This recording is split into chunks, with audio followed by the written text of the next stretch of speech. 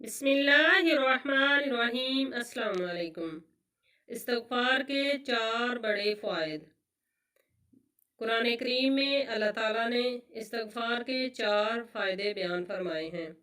सूरह नूह आयत नंबर 11 और आयत नंबर 12 में अल्लाह ताला फरमाते हैं कि अल्लाह आसमान से लगातार तुम पर बरकतों भरी बारिशें बरसाएगा। दूसरा फ़ायदा, अल्लाह हर तरह के मालो दौलत से तुम्हें कुव्वत बख्शेगा। फ़ायदा नंबर 3, अल्लाह तुम्हें बाकसरत औलाद अता फरमाएगा। इस्तिग़फ़ार का फ़ायदा नंबर 4 जो अल्लाह ताला ने कुरान करीम में बयान फरमाया है, और अल्लाह तुम्हें नेमतों भरे बागात देगा और उनकी सैराबी के लिए नहरें जारी फरमा देगा। अल्लाह ताला कसरत से इस्तिग़फ़ार करने की तौफ़ीक़ अता फरमाए। आमीन।